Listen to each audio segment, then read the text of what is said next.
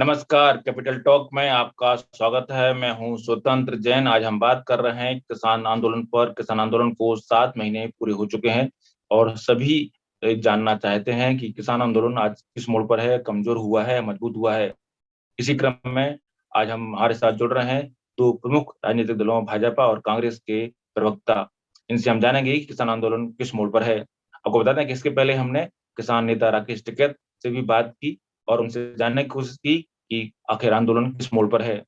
राकेश हम चाहते थे कि राकेश टिकैत इस चर्चा में जुड़े, लेकिन उनका कहना है कि वो किसी भी राजनीतिक दल के साथ पैनल डिस्कशन में शामिल नहीं होंगे। लेकिन राकेश टिकैत ने इस चर्चा में कहा कि किसान आंदोलन पूरी मजबूती से आगे बढ़ रहा है और लगातार मजबूत हो रहा है। उन्होंने कहा कि वो अगर उनकी मांगें पूर्ण होती हैं, यानी 2024 तक अगर उनकी मांगें पूर्ण होती हैं, तो वो तब तक भी डटे रहेंगे। यानी सरकार जब तक कृषि कानूनों को खारिज नहीं करती है, 3 कृषि कानूनों को, वो डटे रहेंगे बॉर्डर पर, दिल्ली के बॉर्डर पर।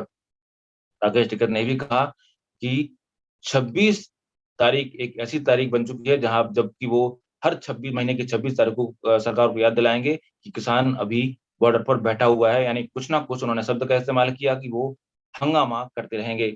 खैर, ये तो हुई राकेश टिकैत की बात, लेकिन आज आपका हम परिचय कराते हैं हमारे पैनल से। हमारे साथ हैं कांग्रेस के स्पोक्समैन प्रोफेसर गौरव वल्लभ जी।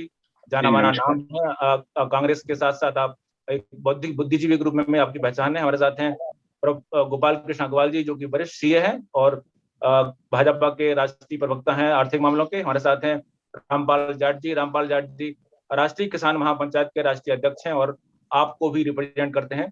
आप सभी लोगों का इस चर्चा में स्वागत है। रामपाल जी, मैं जी सबसे पहले नमस्कार। आपके पास आना चाहूंगा। रामपाल जी, किसान आंदोलन को आज आप किस मोड़ पर देख रहे हैं? क्या किसान आंदोलन के इस मोड़ पर है कि अब यहाँ से उनको वापसी का रास्ता नहीं मिल रहा है, लेकिन वापसी चाहते हैं वो? आप क्या कहेंगे? स्वतंत्र जी, मैं अपनी बात शुरू करने के पहले एक स्पष्ट कर दूं कि मैंने आम आदमी पार्टी 1.5 वर्ष पहले छोड़ दी, इसलिए अच्छा, आम आदमी पार्टी को रिप्रेजेंट नहीं कर। ओके, ठीक है। दूसरा, जो इस विषय में कहना चाहूंगा, निरंतर 2010 से राजस्थान के दूर से शुरू हुआ आंदोलन न्यूनतम समर्थन मूल्य पर खरीद की गारंटी के कानून के लिए। जी और इस विषय में सबसे बढ़िया बात ये रही कि जो भारत सरकार का उपक्रम है, कृषि लागत एवं मूल्य आयोग, जी जो प्रति वर्ष रिकमेंड करता है कृषि उपजों के न्यूनतम समर्थन मूल्य के लिए, जी उस आयोग ने हमारी रिक्वेस्ट पे, उनके अपने स्वयं विवेक से, एक बार नहीं 3 बार रिकमेंड किया ऑन द पेपर। जी रिकमेंडेशंस हैं, उनका न्यूनतम समर्थन मूल्य की सार्थकता तभी है जब उस पर खरीद हो, और बिल्कुल, अगर बिल्कुल सही। खरीद होती ही नहीं है तो बिना खरीद के इस झुंझुने का अर्थ क्या है? मैं आपसे किसान आंदोलन की बात कर रहा हूँ। मैं आपसे किसान आंदोलन की बात कर रहा हूँ कि किसान आंदोलन आज जिस मोड़ पर है, आप क्या उसके साथ खड़े हैं? आपने किसान आंदोलन में बहुत जोर शोर से साथ लिया, आप लंबे समय तक दिल्ली बॉर्डर को घेर के बैठे रहे। आज आपकी क्या किसान आंदोलन के बारे में राय है? क्या किसान आंदोलन सही दिशा में है? स्वतंत्र जी, किसान आंदोलन की मैं बात बता रहा हूँ, 2010 से हमने शुरू किया है, तब से साथ ही है।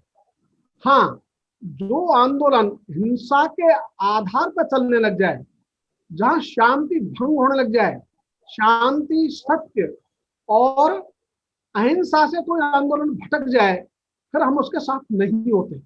इसलिए हमारा शुरू से ही दृढ़ मत है, और हम केवल शब्दों से ही सत्य, अहिंसा और शांति, इसकी बात नहीं करते।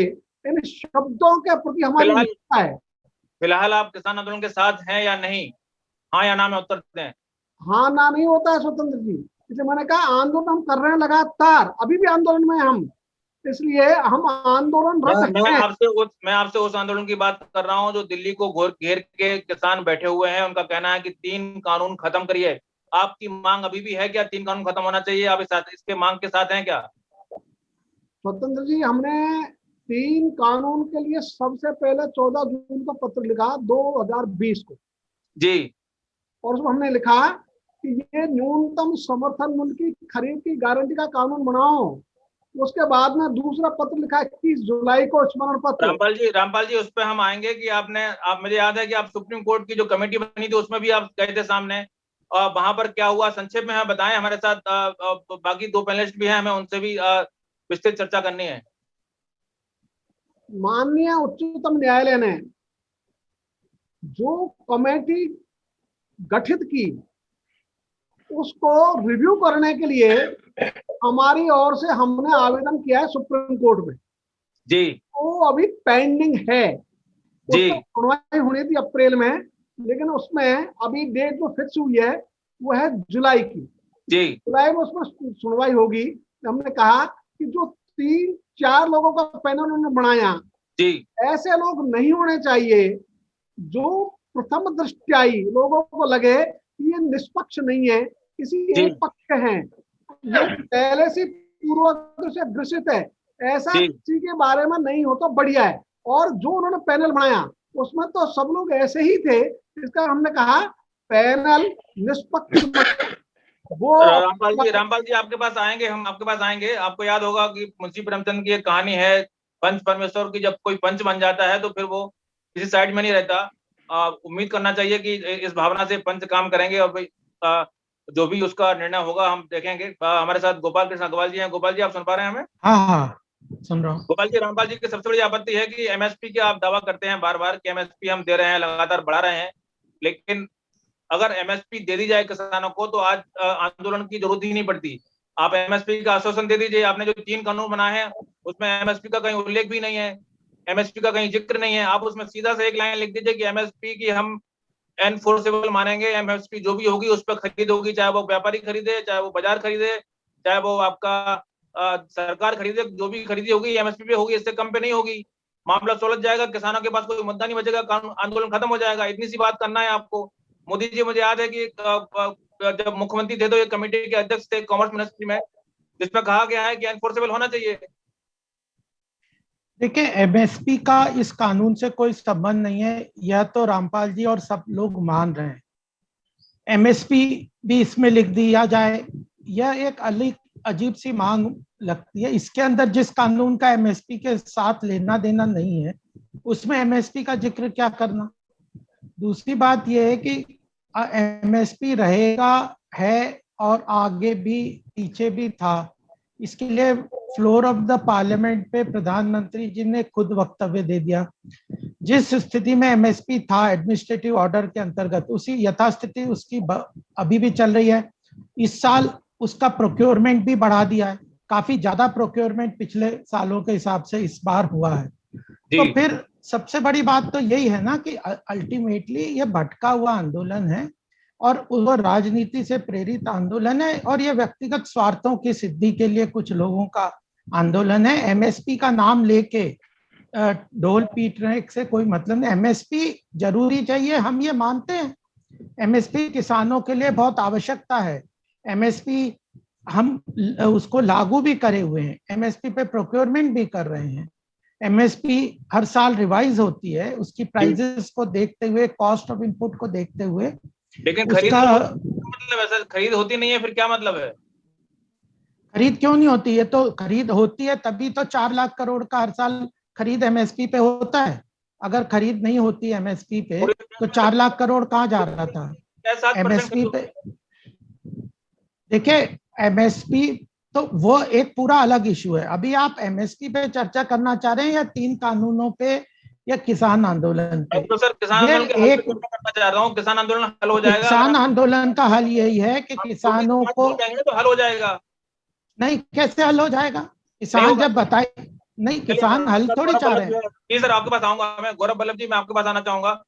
आज किसान आंदोलन जो मोड़ पर है उसको आप किस तरह से देखते हैं? क्या सही दिशा में जा रहा है किसान आंदोलन?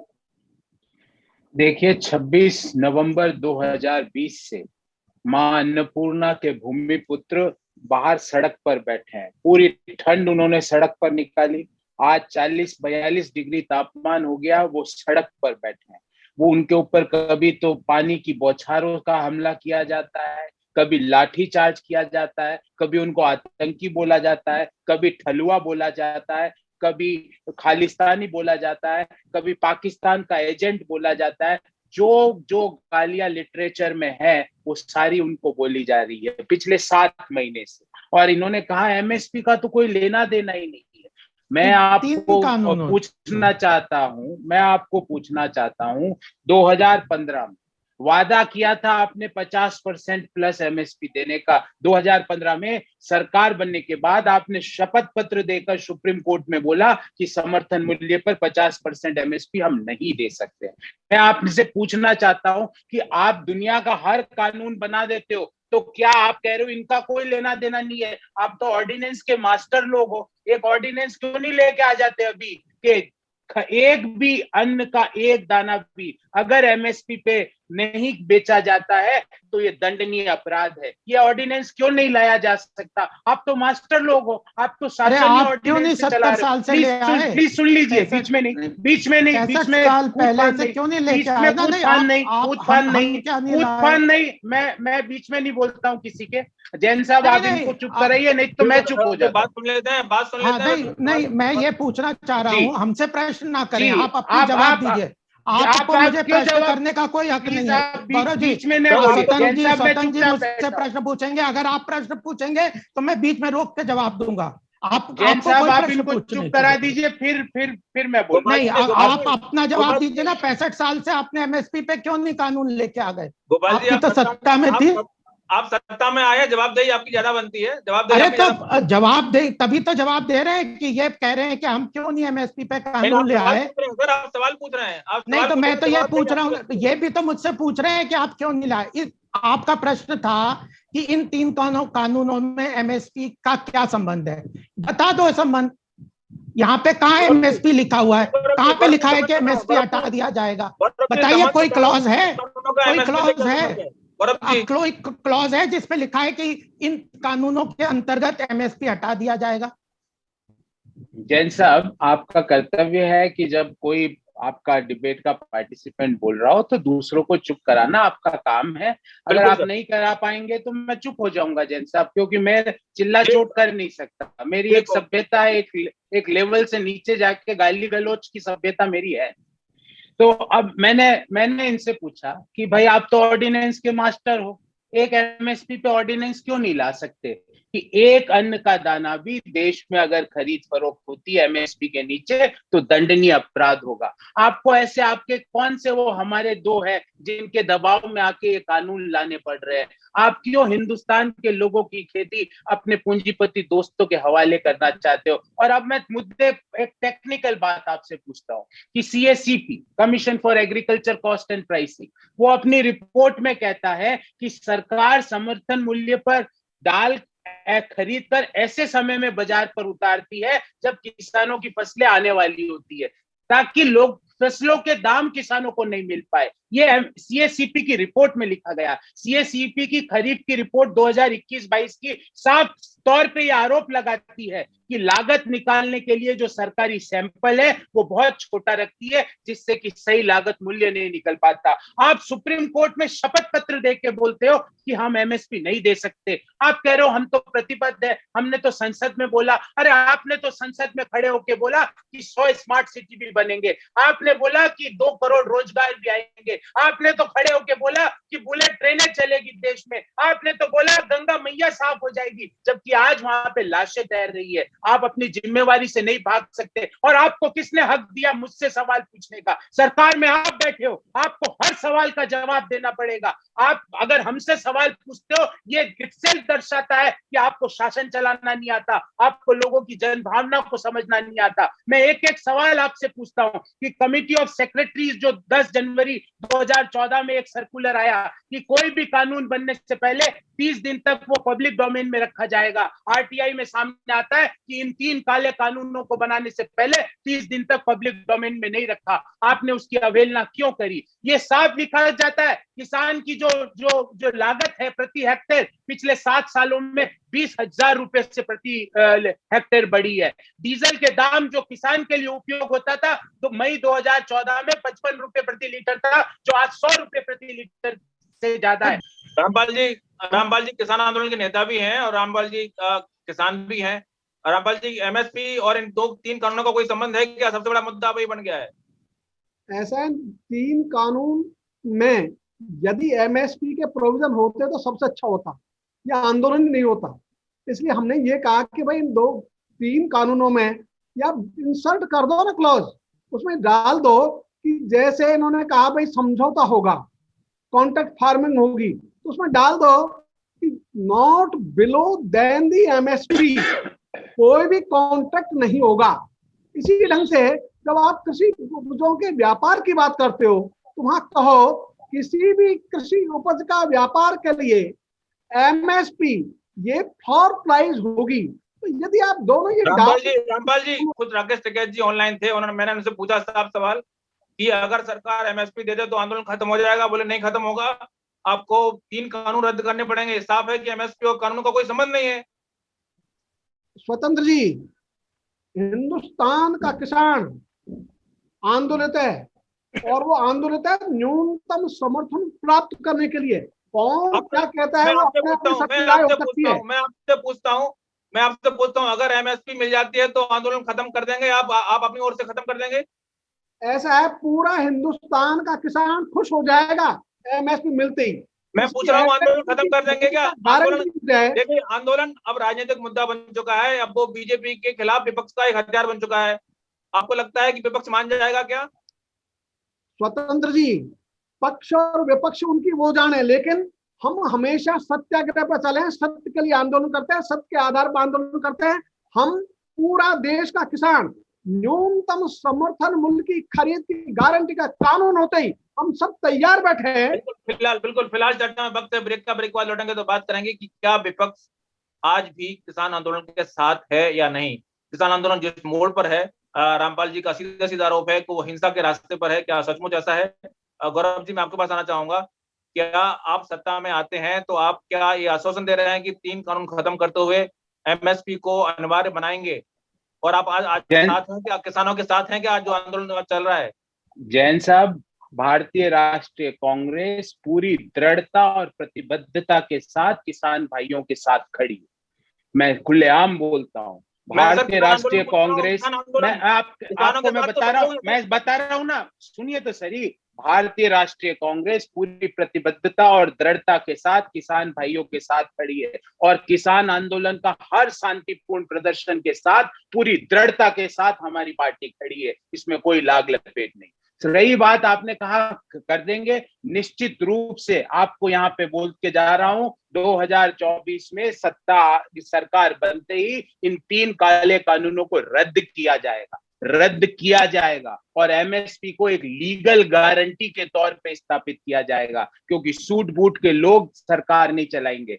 चलिए बिल्कुल। गौरव जी, मैं आपसे पूछ रहा हूँ कि आप ये कह रहे हैं कि विपक्ष पूरा साथ खड़ा है किसान आंदोलन के, तो क्या जो उसमें जो हिंसा हुई है उसमें जो कुछ एलिमेंट ऐसे आ गए हैं जिनके कारण काफी कुछ हमें ऐसे दृश्य देखने को मिले हैं जिनमें कुछ लोगों की मौत भी हो गई है, क्या उनके भी समर्थन में है? किसानों के हर शांतिपूर्ण प्रदर्शन के साथ कांग्रेस पार्टी पुरजोर तरीके से खड़ी है। ये बिल्कुल क्लियर स्टैंड है, और एमएसपी और ये 3 काले कानून रिलेटेड है। ये एमएसपी को खत्म करने की साजिश है। ये भारत के लोगों की किसानी को सूट बूट के लोग दोस्तों के हवाले करने की साजिश है। ये ऐसे साजिश है कि जब से ये 3 काले कानून बने हैं, हर राज्य में सरकारी मंडियां लगातार बंद हुई है। किसानों को मंडियों से बाहर अनाज बेचने का तो अधिकार पहले से भी था, तो ये काले कानून क्या कर रहे हैं? और अब छोटा सा एक सवाल, बस छोटा सा एक सवाल। आप 65 साल सत्ता में रहे, आपने तो कभी एमएसपी एनफोर्सर बनाया नहीं, नंबर 1। नंबर 2, टिकैत जी कह रहे हैं कि हम तो ट्रैक्टर लेके दिल्ली में जाएंगे, तो ट्रैक्टर लेके दिल्ली में जाना आपको लगता है कि सही सॉल्यूशन है? मैंने जैन साहब बिल्कुल क्लैरिटी से कहा, किसानों के हर शांतिपूर्ण प्रदर्शन के साथ मैं कह रहा हूं हर शांतिपूर्ण प्रदर्शन, अगर कोई भी, अरे भाई जैन साहब, शांतिपूर्ण प्रदर्शन कैसा भी हो सकता है, हर शांतिपूर्ण प्रदर्शन के साथ हम उनके साथ खड़े। इससे क्लियरली ज्यादा क्या बोलूं? फिर आपने कहा एमएसपी आपने क्यों लीगली बाउंडिंग या एनफोर्सेबल क्यों नहीं बनाई? क्योंकि हमने प्राइवेट मंडियां बना के हिंदुस्तान के किसानों की खेती को, उपज को सूट बूट के दोस्तों के हवाले कराने का काम नहीं किया था। आज संशय इसलिए उत्पन्न हुआ है क्योंकि प्राइवेट मंडियां बन के औने पौने दाम में किसानों की उपज खरीदने का काम इन 3 काले कानूनों में किया गया। जो सज्जन यहाँ बैठे हैं बोलते हैं एमएसपी और 3 काले कानूनों का संबंध, ये इनकी बुद्धि है, इन 3 काले कानून। गोपाल जी आप क्यों नहीं आप एमएसपी एनफोर्सर बना देते हैं, जब आपने कहा भी है अपने मैनिफेस्टो में, जैसा कि गौरव जी बोल रहे हैं। इसके अलावा खुद मुख्यमंत्री मोदी के रूप में, नरेंद्र मोदी जब गुजरात के मुख्यमंत्री तब एक कमेटी के हेड के रूप में उन्होंने कहा कि एनफोर्सबल होना चाहिए। किसानों की मांग है, आंदोलन खत्म हो जाएगा, आंदोलन की कोई आधार नहीं बचेगा। अगर जहां तक मेरा अनुमान है, जहां तक मेरी विचार शक्ति जाती है, तो आप छोटा सा कदम उठा लीजिए, मामला खत्म हो जाएगा। गोपाल जी देखिए स्वतंत्र जी, आपने खुद ही कहा कि जब राकेश टिकैत जी से बात आपने पूछी इसके पहले हिस्से में कि क्या एमएसपी ले आएंगे तो ये आपका आंदोलन खत्म हो जाएगा, वो बोले नहीं होगा। और यही सर किसान आंदोलन की दम थोड़ी है राकेश टिकैत, उसका आधार क्या है? उसके पीछे आधार यह है कि किसानों को भाव नहीं मिलते, तो उनकी उपज का सबसे बड़ा मुद्दा यह है। बिल्कुल, यह बात, किसानों को उनके मूल्यों का सही भाव नहीं मिलता, इस बात से मैं वाकिफ रखता हूं। और यह समस्या आज की नहीं है, 70 साल से इस देश में चली आ रही है। उसके सॉल्यूशन के रूप में हम यह 3 कानून लाए थे।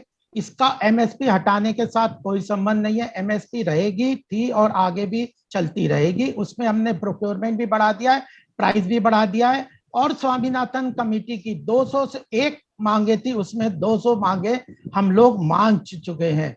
तीसरा, इन तीनों कानूनों में हमने बार बार किसानों से पूछा है कि इन तीनों कानूनों में आपको किस क्लॉज के साथ क्या प्रॉब्लम है, तो उन्होंने कोई किसी तरह से स्पष्ट रूप से लिखित में नहीं दिया। उसके बाद भी जो बातचीत 50 घंटे से ऊपर किसानों के जो रिप्रेजेंटेटिव है, 13 मीटिंग में हमारे कृषि मंत्री जी और कॉमर्स मिनिस्टर से उनकी अलग अलग समय पे 13 मीटिंग में बात हो चुकी है। उसके अनुसार जो 16 पॉइंट हमारे ध्यान में आए, जिनमें थोड़े थोड़े भी लग रहा था कि उसमें कहीं ना कहीं, जैसे प्राइवेट मंडी की बात है, कंपटीशन की बात है, कॉन्ट्रैक्ट फार्मिंग में जो लीगल प्रोसीजर की बात है, उन सब के ऊपर जो जो आवश्यक चेंजेस हमें लगे किसानों को ऑब्जेक्शन है, उन 16 कानूनों, उस 16 क्लॉजेस को अमेंड करने के लिए लिखित में किसानों को हम आश्वासन दे चुके हैं। और तीसरी सबसे बड़ी बात कि आज के समय में जब ये कानून सस्पेंडेड हैं, अभी कानून सस्पेंडेड है क्योंकि सुप्रीम कोर्ट में है, तो फिर इस वक्त आंदोलन का क्या औचित्य है? सुप्रीम कोर्ट तय करेगा, उसने कमेटी बनाई है। सुप्रीम कोर्ट को अगर नहीं मानेंगे, कानून आज के समय में पास्ड है पार्लियामेंट से, लेकिन सुप्रीम कोर्ट ने वर्तमान में उनको सस्पेंड किया हुआ है। सरकार हमारी खुद इस बात को लिखित में दे चुकी है कि हम 1.5 साल से लेकर 2 साल तक इसको सस्पेंड एक्सटेंड करने के लिए तैयार है। और आप आइए, एमएसपी और चीजें जो भी समस्या है उस पर चर्चा कर लेते हैं, लेकिन इन 3 कानूनों में उसका कोई संबंध नहीं है। इसलिए यह कानून, ये जो आंदोलन है, यह पूरी तरह से राजनीतिक लोगों के द्वारा, प्रेरित लोगों के द्वारा है।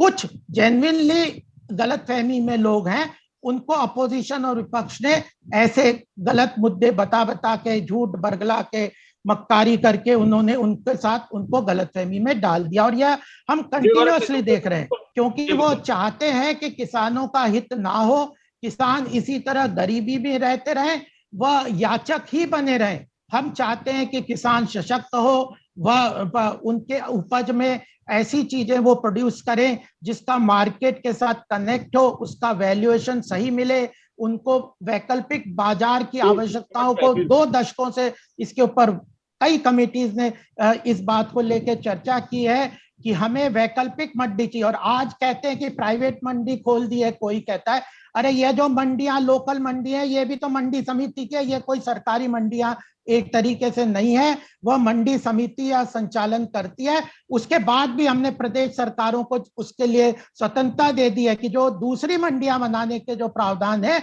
उसको भी आप चाहो तो मना कर सकते हो अपने प्रदेश में, उसको जैसा रेगुलेट करना चाहते हो। वैसा रेगुलेट कर सकते हो। उनकी प्राइवेट मंडियों की जो फीस स्ट्रक्चर लाना चाहते हो वो ला सकते हो। तो फिर उसके बाद कहाँ विषय रह गया? विषय पे आएंगे, विषय पे चर्चा करेंगे तो हम एक एक क्लॉज के ऊपर बात करने के लिए तैयार हैं। आज से 5-6 साल से किसानों के लिए हमने चिंता की है, बात की है, और उसको समस्याओं का समाधान करने के लिए हम तैयार हैं। गोपाल जी का साफ कहना है कि अगर आप किसान आंदोलन के साथ हैं तो आप बता दीजिए, किसान नहीं बता रहे हैं क्या कमियां हैं, आप ही बता दीजिए। किसान जो मैं बता देता हूँ, आज का ही उदाहरण देके बता देता हूँ।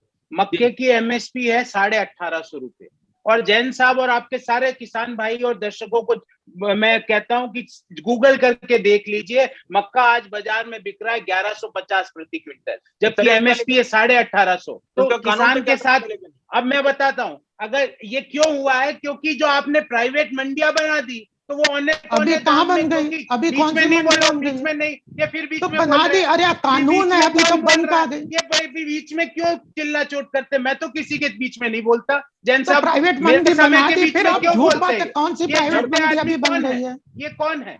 ये कौन है? प्राइवेट मंडी बता दो ना गौरव जी, कौन सी प्राइवेट मंडी बन गई? मैं चुप हो जाता हूँ। आप चिल्ला चोट करके ऐसे भाग कह रहे हो ना अभी। से। अरे आप कह रहे हो हमने प्राइवेट मंडी बना दी, इसके कारण मक्का के दाम कम हो गए। चोरी भी करते हो और सीना चोरी भी करते हो।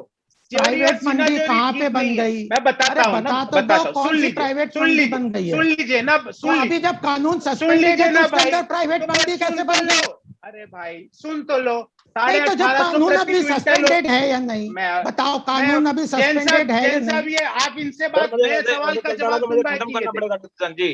तो जब स्वतंत्र जी, ये झूठे आदमी को क्या बुलाते हैं? ऐसे धूर्त आदमी को जो किसानों के साथ मक्कारी करते हैं, धोखा देते हैं, झूठ बोलते हैं, ऐसे मक्कारों को क्यों बुलाते हो आप? तो फिलहाल जब अभी कानून सस्पेंडेड है, जब कानून सस्पेंडेड है, जो कानून सस्पेंडेड है, तो उसमें मंडी कैसे बन गई? आपका भांडा फोड़ हो गया। कभी कहते हैं एमएसपी नहीं देंगे, कभी कहते हो डीजल पेट्रोल का कोई लेना देना जब अभी कानून सस्पेंडेड है तो प्राइवेट मंडी कहाँ से बन गई? अरे भैया, ये किसान लोगों का ठका दो और भगा दो की नीति नहीं चलेगी। ये बरगले वाले किसान नहीं है, इनको प्रताड़ित करो और परास्त करो की नीति नहीं चलेगी। आपकी बदनाम करो और फूट डालो की नीति नहीं चलेगी। मैंने आपसे सवाल पूछा कि मक्का की 1850 प्रति क्विंटल एमएसपी है, आज 1150 पे प्राइवेट मंडियां बन गई है। फिर मैंने पूछा, अरे क्या, जब आपको पूछ रहा हूँ मैं, आपने कहा जब कानून सस्पेंडेड है तो उसके अंदर मंडियां कैसे बन गई? इतना ही हमने देखा कि किसान आंदोलन जिस भी मोड़ पर हो, लेकिन जो सत्ता पक्ष है और विपक्ष है वो जरूर टकराव के मोड़ पर है। उम्मीद करना चाहिए कि अगर कोई सुलह का रास्ता निकलता हो और एमएसपी लागू होने से कोई सुलह बनती हो तो जरूर की जाना चाहिए। तो आप सभी लोग चर्चा में जुड़े, बहुत बहुत धन्यवाद। नमस्कार। आप देखते रहिए पत्रकारिता। नमस्कार।